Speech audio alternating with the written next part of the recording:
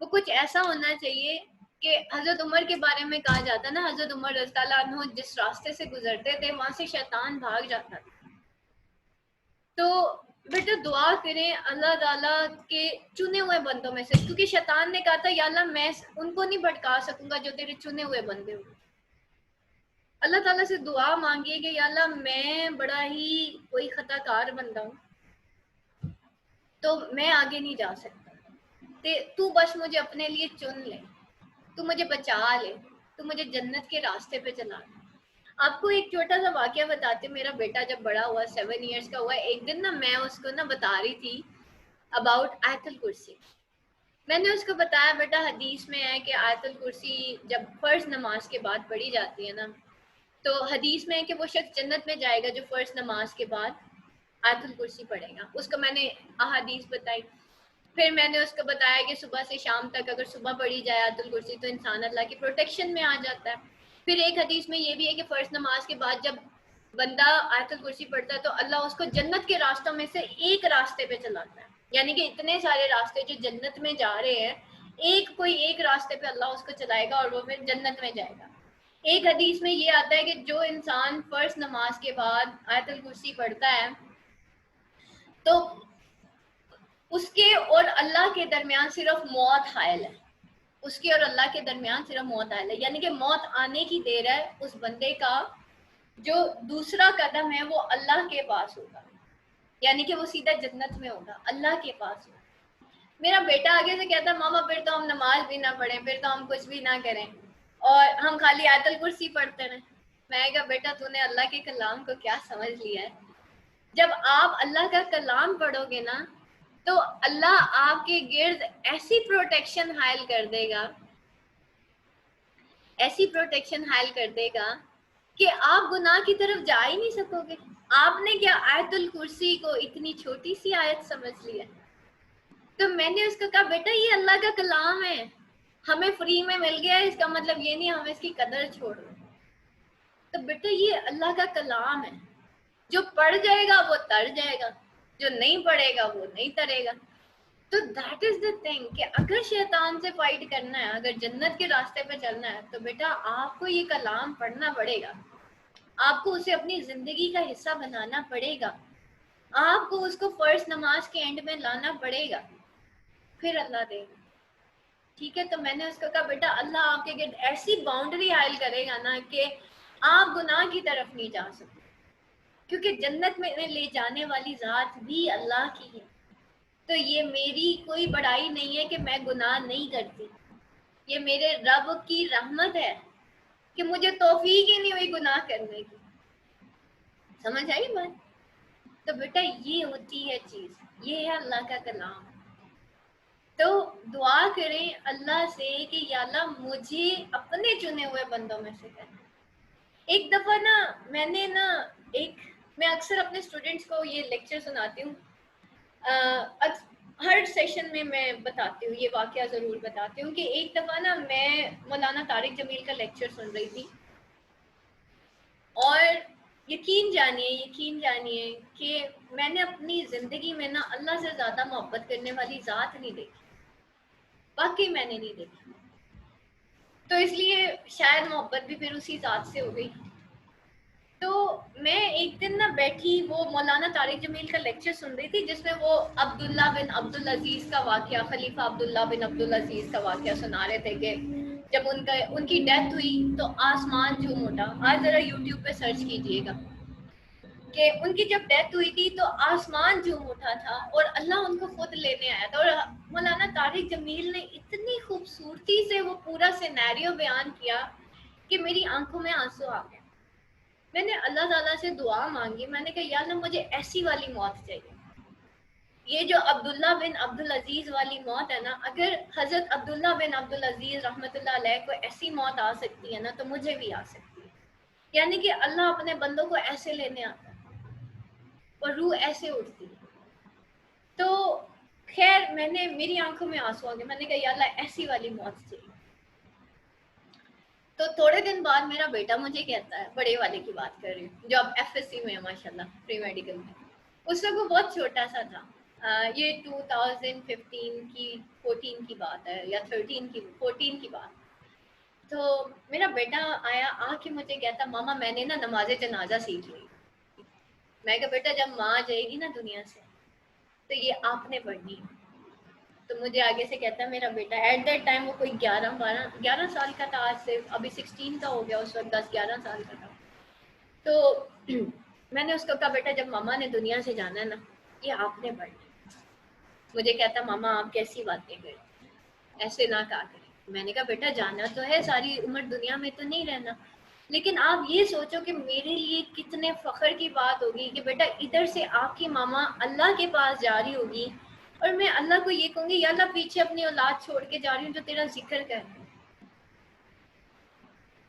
تو میں نے کہا بیٹا میرے لیے کتنے فخر کی بات ہوگی کہ ادھر سے آپ کی روح جو ہے آسمان کی طرف جائے اور پیچھے آپ کی اولاد جو ہے وہ اللہ کا ذکر کرے. تو میں نے اس کو کہا بیٹا پیچھے ایک ایسی اولاد چھوڑ کے جاؤں گی جو اللہ کے ذکر میں اس وقت مشغول ہوگی جب ان کی ماں جو ہے اس وقت اللہ سے ملنے جا رہی ہے. تو دیز آر دا تھنگس بیٹا، یہ ہم نے اپنے بچوں کو یہ سوچ دے کے جانی ہے. آپ دیکھیں بہت سارے ایسے بچے ہیں جو ماں باپ کے مرنے کے بعد جو ہے نا وہ ان کو ایسے لگتا ہے جیسے ہمارا سب کچھ ختم ہو گیا. ریزن ماں باپ یہاں پہ غلطی کر بیٹھتے ہیں کہ وہ اپنے علاوہ ان کو اللہ کے ساتھ لگاتے نہیں، ان کو بتا کے نہیں جاتے کہ بیٹا میرے بعد تیری حفاظت کرنے والا اللہ ہوگا، میں نے تجھے اللہ کے راستے پہ چلا دیا، اب جو ہے بس میں تو اللہ کی بندی ہوں، کبھی بھی سانسیں ختم ہوئی تو ہم چلے جائیں گے، بٹ بیٹا آپ نے اللہ کا ہاتھ نہیں چھوڑنا، آپ نے اللہ کا راستہ نہیں چھوڑنا، تم کبھی ناکام نہیں ہوگے. ماں باپ کو مرنے سے پہلے فکر پڑ جاتی ہے جائیدادیں کس کس کو کتنی کتنی دینی ہے، وہ اللہ کے حوالے کر کے ہی نہیں جاتے بچوں کو، نہ ہی بچوں کو یہ سکھایا جاتا. تو بیٹا اتنا بچے کو اتنا بڑا انگریز مت بنا دیجیے گا کہ نماز جنازہ ہی پڑھنا بھول جائے اور مولوی ڈھونڈ رہے ہو کہ ماں مر گئی ہے تو نماز جنازہ کون پڑھے گا. ٹھیک ہے، تو یہ ہماری ٹریڈیشنز یا کلچر کی میں بات نہیں کروں گی، یہ ہمارے رب نے ہمیں سکھائی ہیں یہ چیزیں، اور ہمیں ان چیزوں کو اپنی لائف کے اندر لے کے آنا. یہ ہوتا ہے بیٹا رب کا کلام. زندگی موت کیا ہے، سانس کی ہیر پھیر ہے نا، آج ہے کل نہیں ہے. اور کتنی بے وقوفی کی بات ہے کہ ایک وہ دنیا ہے جو ہمیشہ رہے گی اس کی ہمیں فکر نہیں ہے، لیکن اس دنیا کی اتنی فکر ہے کہ 1.5 ڈگریوں پہ ڈگریاں، یہ ڈگری اور اس کے بعد پھر ایک اور ڈگری، پھر ایک اور ڈگری، اور ان ڈگریوں کا الٹیمیٹ اینڈ کوئی نہیں. اس کو کہتے ہیں کہ لسٹ آف نالج نا. یہ لسٹ آف نالج ہونا بیٹا ایک ہوتا ہے علم کی پیاس ہونا، ایک ہوتا ہے علم کی لالچ ہونا، دونوں میں فرق ہے. یہ جو ڈگریوں کی لالچ ہے نا that is list for knowledge, کہ بس میرے پاس اتنا نالج آ جائے 4 بندوں میں بیٹھ کے میں آرگیو کر رہا ہوں. دس از دا لسٹ آف نالج. ہم بحث کرنے کے لیے علم سیکھتے ہیں، ٹھیک ہے، لوگوں کو یہ بتانے کے لیے علم سیکھتے ہیں کہ میرے پاس اتنی ڈگری ہے.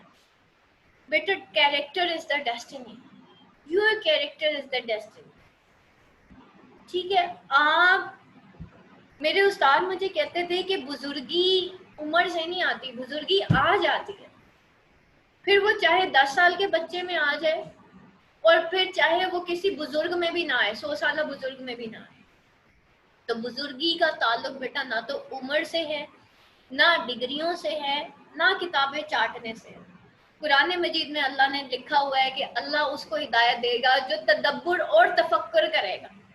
آپ ایک آیت پڑھیں قرآن کی، آپ چلیں انگلش لٹریچر ہی پڑھ لیں، کسی کو تدبر اور تفکر کریں، تجسس نہیں کریں، تجسس نہ کریں، تدبر اور تفکر کریں کہ اس میں اللہ کی کیا مصلحت ہو سکتی.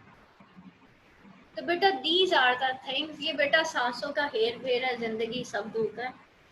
ٹھیک ہے، دنیا کے اے مسافر، منزل تیری قبر ہے، طے کر رہا ہے جو تو 2 دن کا یہ سفر. تو بیٹا آئے ہیں دنیا میں تو کچھ کر کے جائیے گا. نیکسٹ جنریشن کو، چاہے وہ اب آپ کی اولاد ہے، آپ کے چھوٹے بہن بھائی ہیں، آپ کے اسٹوڈنٹس ہیں، ان کو ایک ویژن دے کے جائیے گا. ٹھیک ہے، یہ میرا میسج ہے اپنے سارے اسٹوڈینٹس کو، یہ میسج ہے میرا اپنے سارے فالوورس، ایک ویژن دے کے جائیں. ڈگریاں تو ہماری آنے والی جنریشن لے لے گی.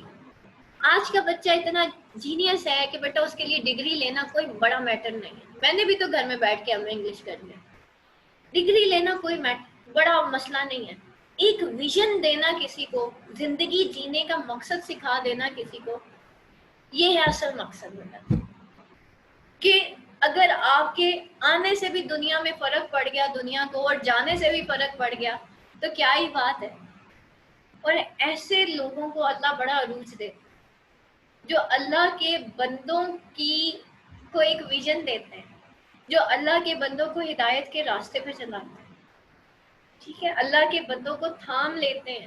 ہم کچھ نہیں کر سکتے، زبان سے تو اچھا بول سکتے ہیں، قولوا للناس حسنا، بات کرو تو احسن طریقے سے کرو، اتنا تو کر ہی سکتے ہیں. پھر دیکھیں زبان میں اللہ کتنی مٹھاس دے دے گا، پھر دیکھیں انداز میں اللہ کتنی تاثیر دے دے گا. تاثیر بھی اللہ کی طرف، انداز بھی اللہ کا دیا، ہمارا تو کچھ بھی نہیں ہے. ٹھیک ہے، تو بیٹا یہ ایک ویژن ہے جو نیکسٹ جنریشن کو ہم نے دے کے جانا. ٹھیک ہو گیا کہ اپنی مٹی پہ چلنے کا سلیقہ سیکھو. سنگے مرمر پہ چلو گے تو پھسل جاؤ گے. قاسم علی شاہ کو دیکھ لیں، جتنے بڑے بڑے لوگ ہیں ان کو دیکھ لیں، اپنا کلچر نہیں چھوڑتا کوئی.